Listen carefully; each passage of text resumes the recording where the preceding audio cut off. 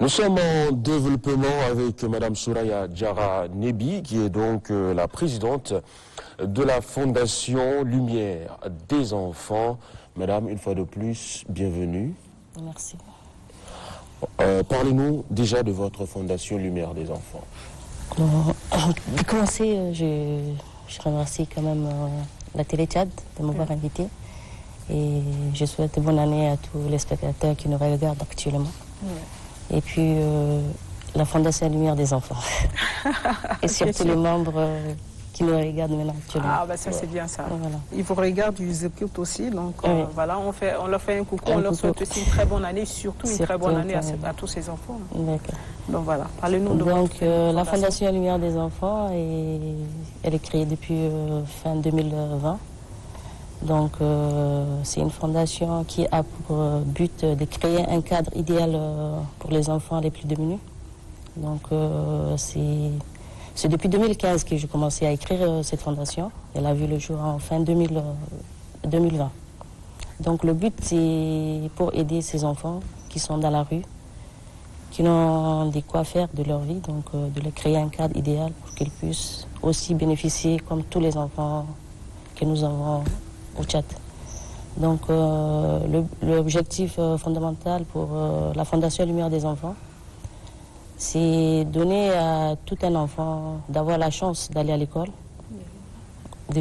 d'avoir tous les soins médicaux, d'avoir aussi un cadre, d'aller dans des endroits où il n'a pas le droit d'aller. Donc c'était ça le but. Et puis surtout aussi, on travaille aussi avec les femmes vulnérables.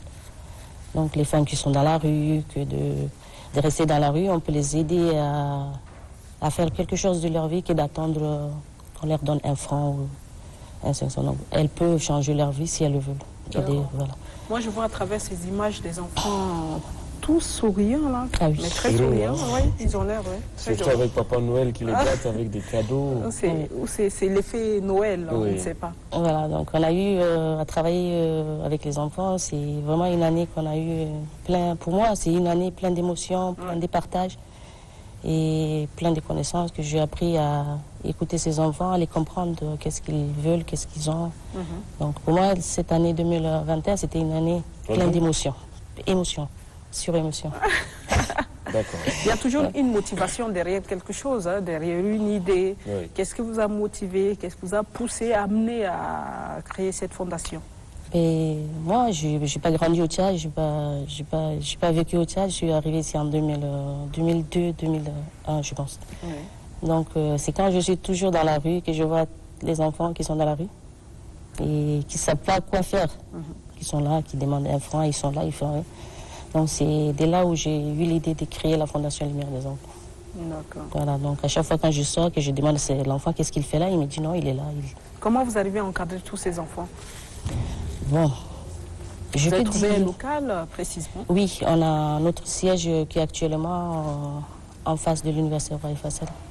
Oui. Donc c'est un local qui est là, mais on accueille les enfants pour les activités. Bon, ils ne sont pas logés. Ah, ils ne sont pas logés? Non, pour le moment, on n'a pas encore... donc c'est quand on crée... Mais comment vous arrivez à les réunir autour? Ils sont au nombre de combien déjà? On a notre base de données, donc c'est des enfants par catégorie. Hein. Il y a les enfants que je peux dire qui sont les enfants mendiants. Donc on a peut-être déjà 200 à 300 qui sont inscrits dans notre base de données. Et puis on a les enfants orphelins qui sont inscrits aussi dans la base de données. D'accord. Et pour les femmes vulnérables aussi. Donc on a toute une base de données. Donc à chaque activité, donc c'est ces enfants qu'on fait appel. D'accord. Voilà. C'est juste pour les activités? Est-ce qu'il y a un autre suivi si, pour la il y a un autre scolarité? suivi pour la scolarité. Bon, ça, bon, les petits métiers, par exemple. Bon, pour le suivi, et s'il y a quelque chose qui va droit à ces enfants, donc c'est les premiers quand nous, on fait appel. Donc, alors, vous êtes créé en 2020, en 2 ans. Vous avez organisé 2 foires de Noël, si on ne se trompe pas. Oui, on a fait 2 fois le marché de Noël. C'était l'année, voilà. Et cette année, on n'a pas voulu l'appeler marché de Noël, on a juste voulu l'appeler la kermesse d'éducation et de développement pour les enfants. Ah oui. Voilà, c'est un peu, bon, c'est le même... Bon, c'est les mêmes activités que ce qu'ils étaient dans le marché de Noël de l'année dernière. Oui. Mais comme c'était tellement petit, selon les moyens qu'on a, on a voulu faire une petite kermesse pour réunir les enfants pendant... C'était en combien de jours? En 10 jours. 10 jours. Voilà. Et on a clôturé. 10 jours, c'est beaucoup hier. d'activités. Ouais. Voilà. Et c'est des activités intenses pour les enfants. Donc. Ils sont contents. Ils sont contents. On voit un peu les images. Voilà. Madi Qu'est-ce que vous avait comptez faire plus posé cette question. Oui. Vous n'êtes pas allé jusqu'au bout parce que vous dites c'est une fois votre arrivée au Tchad en 2005 par là, Oui. vous avez constaté qu'il y a beaucoup d'enfants dans la rue. Voilà. Mais pour faire ça, il faut avoir quelque part Ah oui, je n'ai pas de contestation. un cœur empathique. On va chercher encore la motivation. D'où est-ce qu'elle vient? Est-ce qu'à votre enfance, vous aviez eu quelque chose qui vous a injecté cet amour des enfants de la rue là? Non. Ou c'est juste à votre arrivée, rien. Non, mais les moi, enfants dans la rue. c'est pas que mon enfance, j'étais entourée de ma famille. J'avais tout l'amour qu'une famille peut donner à son enfant. Comme on l'a Voilà. dit. Et quand je suis arrivée, que ça me mettait un peu mal à l'aise de voir ces enfants qui ne peuvent pas avoir cet amour autour d'eux. Donc c'est ça la motivation, parce que je me dis non, un enfant il doit être entouré de son père et de sa mère qui est dans la rue de 7h à 22h, parce que ces enfants ils traînent de 6h. Hein. Dès qu'ils 5h ils sortent, ils arrivent à 6h et c'est pas des endroits qui sont prêts que ces enfants y vont. C'est, par exemple, un enfant il est à Goudi et il se retrouve à, je sais pas, à Farcha. Ouais. Voilà, c'est pas normal du tout. Donc c'est cette motivation, c'est l'amour que j'ai pour les enfants, parce que je suis avant tout une mère. Ouais. Voilà, j'ai 5 enfants et donc je me dis quand je finis le travail, parce que je travaille aussi, donc le soir je dois me retrouver avec mes enfants, les couvrir d'amour et discuter avec eux. Et pourquoi ces enfants doivent être dans la rue? Donc c'est cette motivation à chaque fois quand je sortais que je me dis cet enfant, si je pouvais le Quel est le recueillir. sentiment que vous avez aujourd'hui quand vous regardez tous ces enfants? Bon, le sentiment que j'ai... 2020, nous sommes en 2023. 23, donc bon, On va c'est- essayer 2023. 2023, bon, on a fait plusieurs activités avec ces enfants et le partage qu'on a eu avec ces enfants, c'est le temps que vous avez passé avec eux. Vous savez que, parce que l'année dernière, on a organisé une journée d'épanouissement pour les enfants mendiants. Donc, si un enfant vous dit qu'il n'a jamais, c'était à la salle de jeu de Farcha, qu'il n'a jamais été dans une salle de jeu, donc ça fait quand même... Qu'il ne sait même pas que ça existe, ces genres de structures. Ouais. Donc ça fait quand même mal au cœur. Donc c'est un endroit où chaque enfant a le droit quand même d'y être, même qu'il soit vulnérable, qu'il soit, je sais pas dans quel... donc pour moi, je me dis, c'est vraiment, on doit avoir un peu de structure que tous les enfants peuvent... chaque arrondissement peut avoir une salle de jeu pour que, au lieu qu'ils traînent dans la rue, il peut aller dans une salle de jeu, il passe. On avait fait une journée avec eux. Et chaque enfant, on avait donné l'opportunité de dire ce qu'ils pensent. Il y a d'autres qui nous disaient non, ils n'ont jamais vu que ça existe. Il y a d'autres, ils étaient vraiment, c'était un moment qui était très émouvant pour moi. Alors on voit que vous avez un amour débordant, vous en donnez au-delà de vos enfants, aux enfants de la rue. Ouais. Est-ce qu'il y a un enfant qui vous a marqué particulièrement? Un enfant qui est entré dans votre cœur, dans votre vie, et qui fait quelque chose d'extraordinairement, peut-être en football, comme on a un footballeur ici avec nous? Non, parce qu'il y avait l'année dernière, parce qu'on a fait le marché de Noël, pour l'année dernière, et pour l'année aussi c'est particulier. Et c'était un petit qui était dans une école coranique et qui rêvait d'être aussi footballeur. Parce que lui, il était en province et ses parents l'amenaient pour lire le Coran. Donc, et quand on a discuté avec cet enfant, il disait que son rêve, c'est de devenir footballeur. Pourquoi ne pas donner la chance à cet enfant? Donc moi, je me dis, le Coran n'interdit pas à un enfant d'avoir des rêves, de devenir médecin, de devenir footballeur.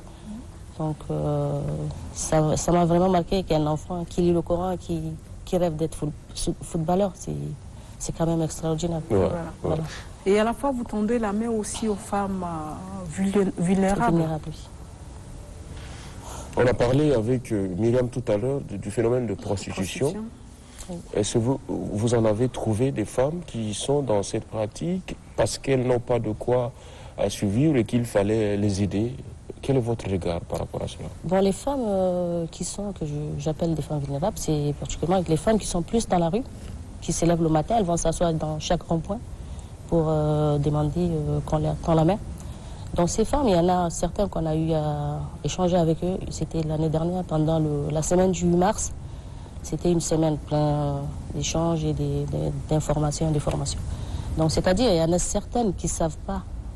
Il y en a qui ne savent pas. Il y en a qui savent, mais il y en a qui ne savent pas qu'elles peuvent bénéficier des formations ou bénéficier des structures pour qu'elles puissent changer leur vie. Donc si elles ont la chance d'accéder à ces structures pour avoir une formation en couture, avoir une formation sur les fabrications de plusieurs atouts, elles peuvent quand même aller vers ces structures. Il y en a, elles disent qu'elles n'ont pas le choix parce qu'elles n'ont pas étudié, elles n'ont pas été à l'école et elles préfèrent être dans la rue, demander qu'on leur tend la main. Ouais. Donc l'année dernière, on avait fait, c'était le thème était que je peux changer ma vie. C'était après l'échange qu'on a eu avec ces femmes, parce qu'il y en a certaines, elles ne savent pas qu'il y a, par exemple, il y a le FONAP qui est là, qui doit former ces femmes quand même, pour pouvoir accéder à des formations. Et ces femmes, elles ne savent même pas que le FONAP existe, et puis il y a des structures pour former les femmes. Et vous orientez un peu ces femmes? Voilà, on essaie de les orienter, mais même s'il faut les orienter quand même. Mais qu'est-ce que votre fondation propose à ces femmes, concrètement? Bon, nous, comment vous les accompagnez? Bon, on essaie un peu de faire. Nous, jusqu'alors, on travaille encore avec nos propres. Hein. Ouais. C'est parce que nous, cette fondation, avec toute l'équipe qui nous regarde actuellement, on le fait sincèrement par amour pour aider les gens, mais jusqu'alors, aucune fondation qui peut fonctionner avec son fonds propre. Oui. Si elle ne le fait pas par amour, elle ne le fera jamais. Ça va être difficile à la fin. Ça va être difficile à la fin. Mais avec le peu de moyens que vous avez, oui. Vous les accompagnez comment? On les accompagne. Exemple, on a quelques personnes qui peuvent les former. Par exemple, en fabriquant les jus naturels. Et puis, en les apprendre comment faire un peu le commerce. Donc, et à la fin, on essaie de voir avec les personnes de bonne volonté pour aider ces femmes à avoir un petit fonds et démarrer un petit commerce avec. Ça, c'est bien. Oui. Voilà, donc c'est ça un peu là. Quels sont les projets imminents qui se pointent à l'horizon pour 2023 pour vous et votre fondation? On a fini. J'ai clôturé la kermesse hier avec la kermesse d'éducation et là on a plusieurs, 3 ou 4 projets pour 2023 et que c'est le projet surtout pour les enfants de la rue. Donc on voulait, ces projets on allait le faire depuis 2022, mais on n'a pas eu la chance de le faire parce qu'il y avait plusieurs activités qui s'enchaînaient et là c'est un gros projet, il faut quand même inclure aussi l'État dessus et plusieurs personnes pour nous aider parce que tout seul on ne peut pas les aider. Justement, voilà. C'est le problème de moyens qui se pose, voilà, des projections peut-être pour chercher des financements. Des financements, voilà. Donc, c'est surtout pour les enfants de la rue. Ouais. Donc je pense que le ministère du genre avait déjà commencé, mais je pense que c'est pas, selon ma vision, c'est pas vraiment parce que c'est il y a 2-3 mois, ils ont parlé des enfants qui ne devaient pas être dans la rue. Ouais. Mais je vois ces enfants traînent encore dans la rue, qui mendiantent encore dans la rue.